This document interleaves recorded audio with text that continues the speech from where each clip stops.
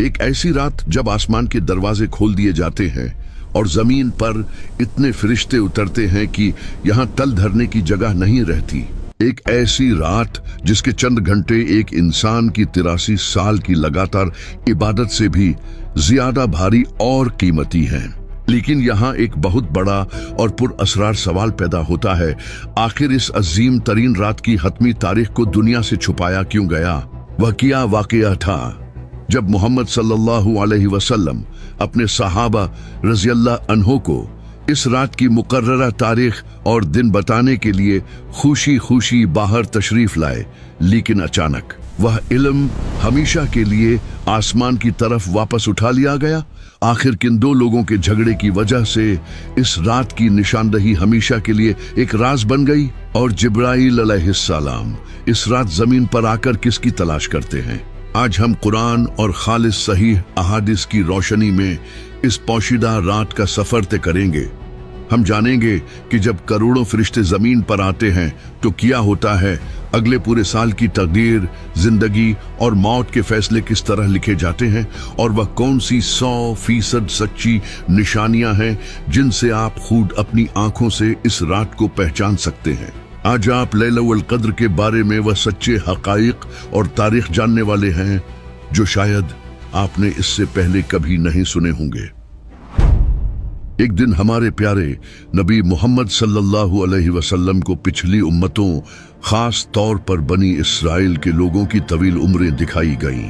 جب آپ محمد صلی اللہ علیہ وسلم نے دیکھا کہ پچھلے زمانوں کے لوگ سینکڑوں سال زندہ رہتے تھے اور ان کی عمریں بہت لمبی ہوتی تھی، تو آپ کے مبارک دل میں ایک عجیب سی بے چینی، ایک گہری فکر پیدا ہوئی۔ آپ محمد صلی اللہ علیہ وسلم نے سوچا کہ میری امت کے لوگوں کی عمریں تو بہت مختصر ہوں گی، زیادہ تر 60 یا 70 سال کے درمیان۔ اگر میری امت کے لوگ اپنی ساری زندگی بھی اللہ کی عبادت میں گزار دیں، تب بھی وہ پچھلی امتوں کے لوگوں کے برابر نیکیاں اور درجات کیسے کما سکیں گے؟ پچھلے لوگوں نے تو کئی 100 سال سجدوں میں گزارے تھے۔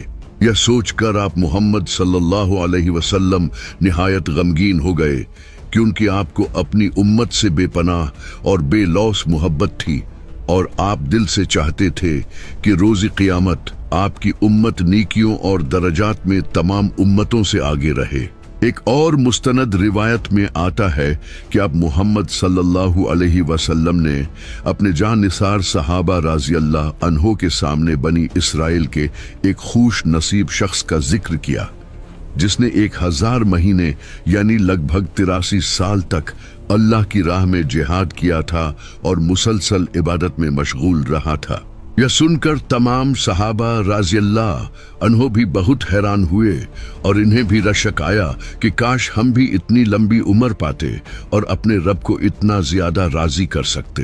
اس غم اور فکر کے عالم میں اللہ جو اپنے حبیب محمد صلی اللہ علیہ وسلم کے دل کا ہر راز اور ہر دھڑکن خوب جانتا ہے، اس نے ایک ایسا عظیم تحفہ آسمان سے اتارا جس نے تاریخ کے دھارے کو موڑ دیا۔ جبرائیل علیہ السلام اللہ رب العزت کا خاص پیغام لے کر نازل ہوئے، اور وہ پیغام انسانی تاریخ کا سب سے بڑا انعام تھا۔ اللہ نے اپنے نبی کی تسلی کے لیے پوری کی پوری ایک سورت نازل فرما دی، سورہ القدر۔ اللہ رب العزت نے بڑے جلال اور محبت سے فرمایا، بے شک ہم نے اس قرآن کو شب قدر میں نازل کیا ہے، اور تم کیا جانو کہ شب قدر کیا ہے؟ شب قدر 1000 مہینوں سے بہتر ہے۔ ذرا ایک لمحے کے لیے آنکھیں بند کر کے اس عظیم الشان حقیقت کا تصور کریں۔ اللہ نے یہ نہیں کہا کہ یہ ایک رات 1000 مہینوں کے برابر ہے، بلکہ واضح طور پر فرمایا کہ 1000 مہینوں سے بہتر ہے۔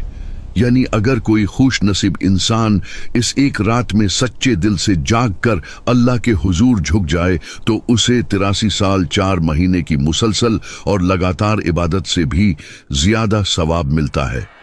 وہ ایک ہی رات میں پچھلی امتوں کے سینکڑوں سال کے عبادت گزاروں سے بہت آگے نکل جاتا ہے۔ یہ اللہ کا وہ خاص کرم اور فضل تھا جو صرف اور صرف محمد صلی اللہ علیہ وسلم کے صدقے اس چھوٹی سی عمر والی امت کو نصیب ہوا۔